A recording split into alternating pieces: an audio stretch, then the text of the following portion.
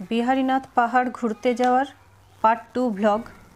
তো তোমাদেরকে এর আগের পার্টে আমি অনেক কিছুই শেয়ার করেছি, যারা মিস করেছো একবার দেখতে পারো যদি ইচ্ছে করে।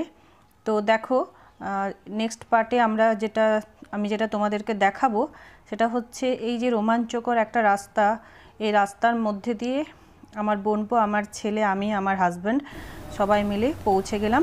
তো ভীষণ ঠান্ডা, সামনের যে যাওয়ার যে বাস সেটা আমার বাড়ি থেকে একটু দূরে দাঁড়িয়ে ছিল, তো একটু হেঁটে যেতে হয়েছিল। তো সেই জন্য আমি হাঁটতে শুরু করলাম। তবে সকালবেলায় হাঁটাটা কিন্তু ভীষণই ভালো লাগে, সাথে আমার ছেলে এবং আমার বোনপো। তো ওরা দুজনে ভীষণই আনন্দ করে করে হাঁটছে, আর যেহেতু ওরা প্রায় সমবয়সী তাই দুজন একসাথে থাকলে কিন্তু ভীষণ আনন্দ করে। আর সাথে মাকে নিয়ে যাচ্ছে আমার হাজব্যান্ড। তো আমাদের এই হলো ফ্যামিলি যারা আমরা পিকনিকে যাচ্ছি। আর এই যে অ্যারেঞ্জমেন্ট তোমাদেরকে বলে রাখি, এই অ্যারেঞ্জমেন্ট কিন্তু আমার ছেলের যে ড্যান্সের স্যার ওনার। তো দেখতেই পাচ্ছ আমরা বাসে করে গিয়েছিলাম, অনেকেই আছেন মানে ওনার স্টুডেন্ট, তার ফ্যামিলি বললেন। তো এইভাবে আমরা কিন্তু বাসে করে অনেকক্ষণই জার্নিটা ছিল, প্রায় 1.5 ঘন্টার মতো। তো আমরা কিন্তু বাসে করে পৌঁছে গেলাম ঘুরতে গেলাম, বিহারীনাথ পাহাড় ছিল না, তো নেমে পড়লাম। তো দেখতেই পাচ্ছ যখন আমরা জায়গাটায় পৌঁছেছি তখনও কিন্তু চারপাশে কুয়াশায় ভর্তি। আর এই হলো ডান্সের স্যার। আর এই যে দেখছো ভিউ, তার মধ্যে এই যে দেখছো কি বলবো তোমাদের, তোমরা স্ক্রিনে দেখছো, নো ডাউট ভালো লাগছে, কিন্তু নিজের চোখে যখন এই পরিবেশটা, এই দৃশ্য দেখলাম তো সত্যি এত অপূর্ব লাগছিল, কি বলবো তোমাদের। তোমরা যারা আমার ব্লগ দেখছো যদি সুযোগ পাও একবার হলেও ঘুরে যেও। তো আমরা সেখানে পৌঁছে দেখলাম ব্যাকগ্রাউন্ড ভীষণ সুন্দর, দু একটা ফটো না তুললে হবেই না, তাই দু একটা ফটো তুলে নিলাম। আর আরেকটা কথা তোমাদেরকে বলি, আমার ছেলে এবং আমার বোনপো দুজনেই কিন্তু ইংলিশে ভীষণই কমফোর্টেবল। ওরা কিন্তু ইংলিশেই বেশি কথা বলে বা কথা বললে বোঝে, বাংলাও বলে, নো ডাউট বাংলা বলে, কারণ বাংলা আমাদের মাতৃভাষা। তো যাই হোক, ওরা কিন্তু ভীষণই এনজয় করছে। আর এই যে হলো আমাদের পুরো টিম, পুরো পিকনিক ফ্যামিলি। তো আমরা যে বাসটা করে গিয়েছিলাম সেই বাসের মধ্যে রান্নার সমস্ত কিছু সরঞ্জাম নিয়ে যাওয়া হয়েছিল। তো একে একে সমস্ত কিছু নামানো হচ্ছে বাস থেকে। তো প্রথমে ওখানে গিয়ে ব্রেকফাস্ট, এই যে দেখছো ব্রেকফাস্টের অ্যারেঞ্জমেন্ট, সাথে ছিল শসা, মূলো, পেঁয়াজ ছিল, ঘুগনি, এবং এই যে দেখছো বস্তা ভর্তি মুড়ি। কারণ বাঙালির মুড়ি ছাড়া যেন দিনটা ঠিক শুরুটা ভালো লাগে না। তো যাই হোক, স্টার্টিংয়ে ছিল মুড়ি, ঘুগনি এবং আরও অনেক কিছুই। তো এদিকে কিন্তু রান্না প্রায় রেডি হয়ে গেছে। তো এই যে ঘুগনিও অনেকটা তৈরি হয়ে গেছে। তো সবাই মিলে জোর কদমে রেডি করে দিলাম। তো নেমে পড়লাম, ব্রেকফাস্ট করে আমরা বেরিয়ে পড়ব সাইড সিনে। সাইড সিনে কি কি আছে সেটাও তোমাদেরকে দেখাচ্ছি, একটু ধৈর্য ধরে ব্লগটা দেখো। তো এই ব্লগের মধ্যে তোমরা কিন্তু অনেকটা জানতে পারবে। তবে আবারও বলছি,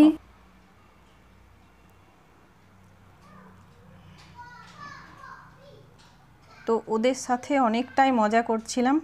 পার্কটা দেখতে পাচ্ছ অনেকটা এরিয়া জুড়ে। তারপর ওরা এরকম একটা বসা এবং ঘোড়ার একটা রাইড ছিল। তো ওদেরকে ঘোরাতে ঘোরাতে আমারও মনে হচ্ছিলো একবার উঠে পড়ি, তো উঠে পড়লাম।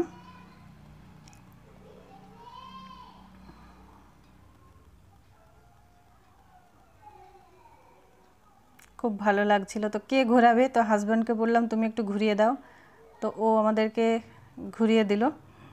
আর সাথে ক্যামেরাম্যান হিসেবেও ছিল।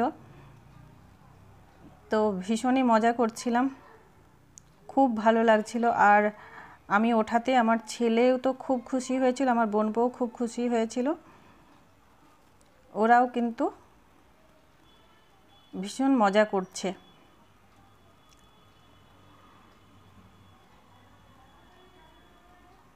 বেশ কিছুক্ষণ ঘুরলাম, তারপর আমার ছেলে নেমে পড়লো। ও এখন ক্যামেরাম্যান।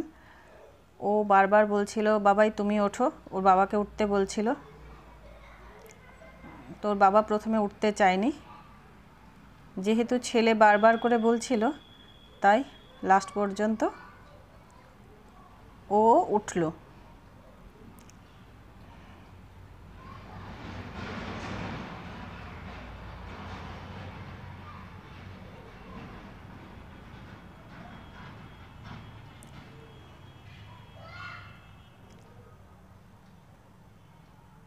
আমি যে মজা করছি ওদের মতো, এটা ওদের খুব ভালো লাগছিল। তো উঠে পড়লাম, আর সত্যি এত ভালো লাগছিল কি বলবো। যাই হোক, আমার ছেলেকে ক্যামেরাটা নিতে বলছিল কিন্তু ও তো নিল না। তারপর ও বলল যে বাবা তুমি উঠলে তাহলে আমি ক্যামেরাটা ধরতে পারি। তো যাই হোক, ওর বাবা উঠলো শুধুমাত্র ওর মন রাখার জন্য। আর আমিও বললাম যে যেহেতু বারবার বলছে তাহলে উঠে দেখো, ভালোই লাগছে। যদিও এইগুলো বাচ্চাদের, কিন্তু এক আধবার উঠলে সেরকম কিছু হবে না। তো আমার তো খুবই ভালো লাগছিল, এত ভালো লাগছিল কি বলবো।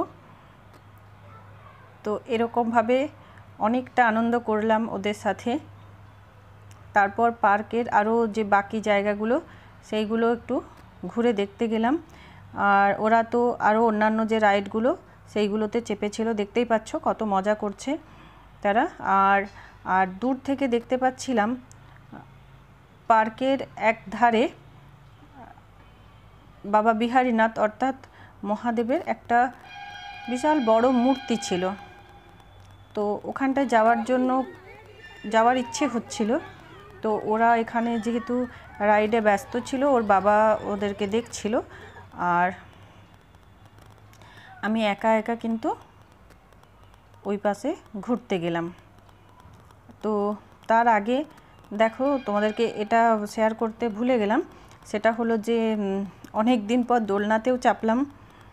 তো খুব ভালো লাগছিল। পাশে বাচ্চা বড় সবাই কিন্তু দোলনায় দোল খাচ্ছিল, সেই দেখে আমিও চেপে পড়লাম। আর এই যে এরা সিসতে উঠেছে, তারপর আমি দোলনায় চেপেছি দেখে ওরা নেমে চলে এলো। আর পিছনে আমি বোনপোকে বললাম একটু সরে যাও, না হলে গায়ে লেগে যাবে। তো আমার ছেলে আগে উঠলো, তারপর একটু দোল খেয়ে নিয়ে ও নেমে পড়লো। তারপর আবার বোনপোকে একটুখানি দোল খাইয়ে দিলাম। ও একটু ভয় ভয় পাচ্ছিল, তাই একটু আস্তে আস্তে ওকে দোলাচ্ছিলাম। তো এরকমভাবে আমরা খুব আনন্দ করলাম।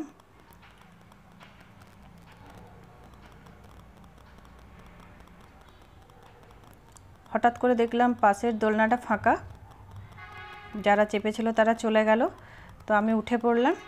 তো রাইডে ওঠার পর আমার হাজব্যান্ডেরও ভালোই লাগছিল ওদের মতো কাটাতে।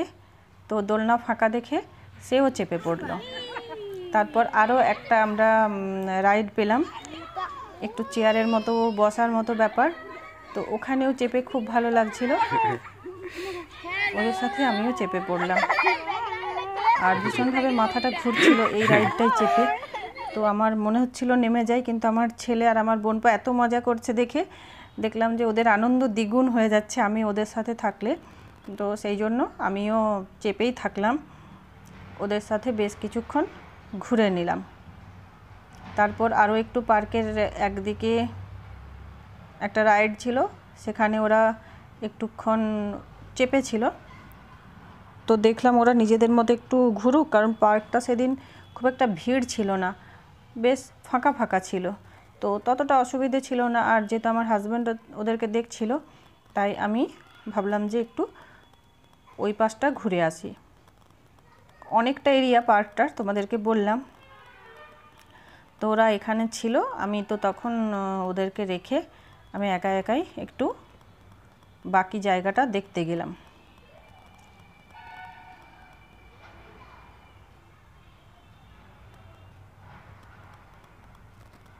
এখানে কিন্তু বাচ্চাদেরকে নিয়ে অনেকটা সময় কাটানো যায়। বিহারীনাথ মন্দির ছাড়া আর এখানে যেটা শুনলাম যে জলপ্রপাত আছে, জলপ্রপাত ঠিক নয়, ঝর্ণা।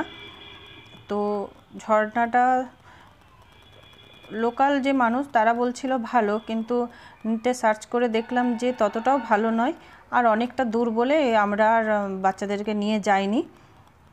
আর যদি তোমাদের ইচ্ছে থাকে তোমরা দেখে আসতে পারো। আর পাহাড়ে ওঠার রাস্তাটাও কিন্তু খুব একটা ভালো নয় বলে আমরা পাহাড়ে উঠিনি, কারণ পড়ে টড়ে গেলে অসুবিধে আছে দুটো বাচ্চাকে এভাবে সাথে নিয়ে।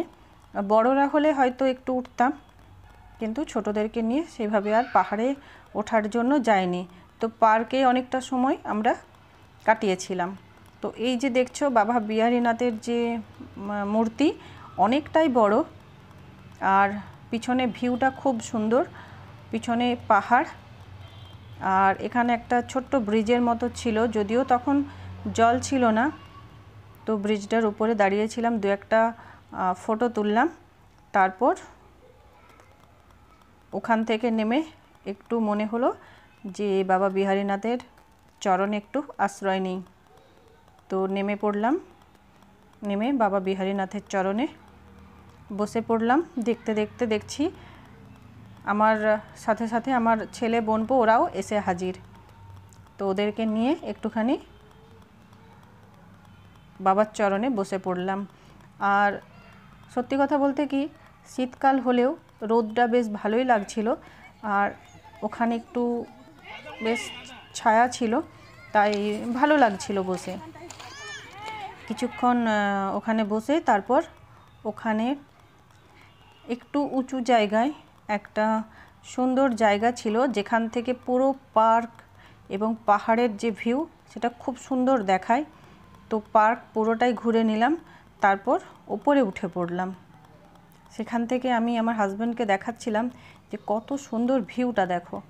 তো যাই হোক, খুব ভালো লাগছিল।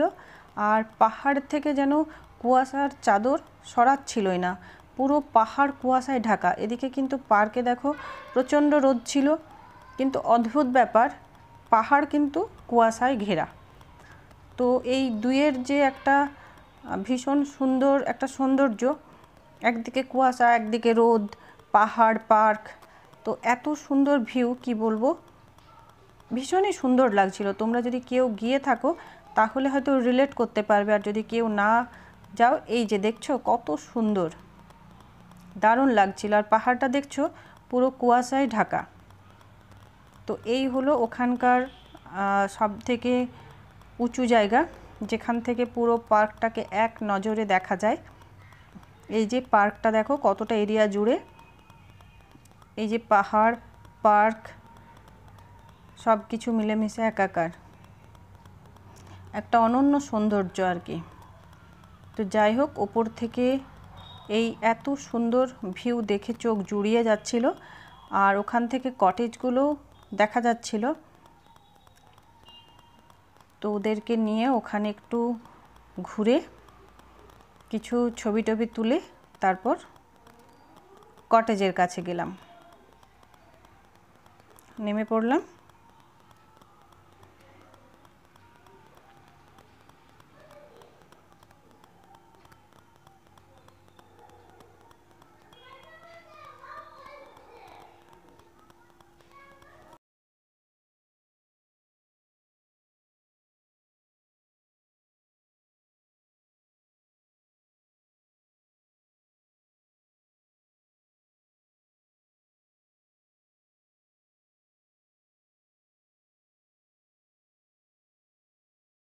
ওখানে সামনে বেশ কিছু বেঞ্চ পাতা ছিল, তো ওখানেও বসে থাকতে খুব ভালো লাগছিল। তো বেঞ্চের ওপর কিছুক্ষণ বসলাম, তারপর নেমে কটেজের কাছে গেলাম। যদিও কটেজগুলো বন্ধই ছিল, হয়তো কোনো স্পেশাল পার্সন থাকলে হয়তো কটেজগুলোতে থাকা সম্ভব। তো জানি না সেখানে থাকার ব্যবস্থা কি, কারণ আশেপাশে কোনো লোকজন ছিল না যে জিজ্ঞাসা করব, লোকাল কোনো কেউ ছিল না, বা কটেজ দেখাশোনারও কেউ ছিল না। তো যাই হোক, পাহাড়ের ঠিক নিচে, পাহাড়ের কোলে বলতে পারো, এই সুন্দর কটেজগুলো ডিজাইনও বেশ সুন্দর। তো দেখতেই পাচ্ছ ছবি তোলার জন্য ওখানে সবাই বসে পড়লাম, তারপর কিছু পোজ দিয়ে ছবি তুললাম। আর এই যে এক্সপিরিয়েন্স এটা তোমাদের সাথেও শেয়ার করছি যাতে তোমরাও দেখতে পাও, এবং আগামী দিনে আমার চ্যানেলে থাকলে আমিও এই ভিডিওগুলো দেখলে স্মৃতির হাত ধরে আমিও কিছুক্ষণ হয়তো ওই জায়গা থেকে আবার ফিরে আসতে পারবো। সেই জন্য প্রায় প্রত্যেকটা মুহূর্তই রেখে দিয়েছি, সেইভাবে কোনোটাই কাট করিনি, কেন কি তোমাদেরও ভালো লাগবে হয়তো। আর আগামী দিনে যখন আমি দেখব আমিও কিন্তু সেই জায়গায় কিছুক্ষণের জন্য স্মৃতির মধ্যে দিয়ে ফিরে যেতে পারবো, তাই রেখে দিলাম। তোমাদের যাদের ভালো লাগবে তারা দেখতে পারো, আর না চাইলে একটু স্কিপ করে নিতে পারো। তো যাই হোক, কটেজের ওখানে গেলাম, সেখানেও কিছু পিক তুললাম। এদিকে পার্কে তো অনেকটা সময় কেটে গেল। তো যে স্যার উনি হঠাৎ করে ফোন করলেন যে দুপুরের লাঞ্চ রেডি। তো যাই হোক, আমরা কিন্তু পার্কের প্রায় সবটাই ঘুরে নিয়েছিলাম, তাই অসুবিধে সেরকম হয়নি। আমরা এই পার্কের সমস্ত কিছু এনজয় করে আমরা সেখান থেকে বেরিয়ে পড়লাম। যেহেতু আমরা ওই শর্টকাট পথে এসেছিলাম, তাই ওই শর্টকাট পথ ধরে আমরা পৌঁছে গেলাম আবার সেই পিকনিক স্পটে। গিয়ে দেখি রান্না প্রায় কমপ্লিট, কিন্তু যারা যারা ব্রেকফাস্ট খেয়ে ঘুরতে গেছে তাদের অনেকেই সেখানে এখনও প্রেজেন্ট হয়নি, মানে উপস্থিত হয়নি। তো সেই জন্য একটু ওয়েট করছিলাম, সবাইকেই ফোন করা হচ্ছিল যে অন্তত যেন লাঞ্চটা সেরে আবার ঘুরতে যায়, তা না হলে লাঞ্চটাতে দেরি হয়ে যাবে বা হয়তো ফিরতেও দেরি হয়ে যাবে। তো যাই হোক, কিছুক্ষণের মধ্যে সবাই চলে এলো। তো সবাই বসে পড়েছে। লাঞ্চে খুব ভালো মেনু ছিল, চিকেন, মিক্সড ভেজ, পোস্ত, ডাল, পাঁপড়, পায়েস, চাটনি, মিষ্টি, এই সব কিছুই ছিল। তো একদম একটা কি বলবো, বেশ ভালো রকম লাঞ্চ আমরা করলাম ওখানে। সব থেকে বেশি আনন্দ হচ্ছিল এই সবাই মিলে একসাথে বসে খাওয়া, কারণ এখনকার দিনের যে লাইফস্টাইল সেখানে একা একাই খেতে হয়, যার যখন সময় খেয়ে বেরিয়ে পড়তে হয়। পরিবারের সবার সাথে বসে খাওয়া হয়তো সেইভাবে হয়ে ওঠে না। তো যাই হোক, এই একসাথে বসে খাওয়ার আনন্দই কিন্তু আলাদা। তো যে যার লাঞ্চ সেরে আবার বেরিয়ে পড়লো ঘুরতে। আমরা অনেকটা ঘুরেছিলাম বলে আর ভালো লাগছিল না, তো আমরা কিন্তু ওখানেই যারা ডিনার রেডি করছিলেন তাদের সাথেই ছিলাম। ডিনার ছিল ফ্রায়েড রাইস এবং আলুর দম। তো আমাদের সাথে যে রাঁধুনি দাদারা গেছিলেন তারা তো খুব তাড়াতাড়ি ফ্রায়েড রাইস বানিয়ে দিলেন। তো আমি তাদেরটা দেখলাম কিভাবে করলো, তো শর্টকাট পদ্ধতি শিখে নিলাম। আর রাতের জন্য কিন্তু প্যাকেটিংয়ের ব্যবস্থা ছিল, কারণ ওখানে তো আর রাত্রিবেলায় বসে খাওয়া সম্ভব নয়। আর যেহেতু বাড়ি থেকে অনেকটা দূর ছিল, তো রাত্রে বাড়িতে এসে রান্না করে খাওয়াটাও সম্ভব নয়। তো এই ব্যবস্থাটা স্যার প্রত্যেকবারই করে থাকেন এবং খুব সুন্দর একটা ব্যবস্থা, ভীষণই ভালো লাগে আমার। তো আমিও তাদের সাথে প্যাকেটিংয়ে বসে পড়লাম, কারণ আর কিছু দেখার ছিল না, সেখানে শুধুমাত্র বসেছিলাম। তো মনে হলো একটু হেল্প করে দিই, তাহলে কাজটা এগিয়ে যাবে। তো যাই হোক, রাতের ডিনারের জন্য প্রত্যেকের জন্য আলাদা আলাদা প্যাকেট বানিয়ে দিলাম। তো ফ্রায়েড রাইসটাও খুব সুন্দর হয়েছিল। তো এই হলো বিহারীনাথের পুরো প্ল্যান। যাই হোক, এভাবেই সাথে থেকো, দেখতে থাকো আমার ব্লগ।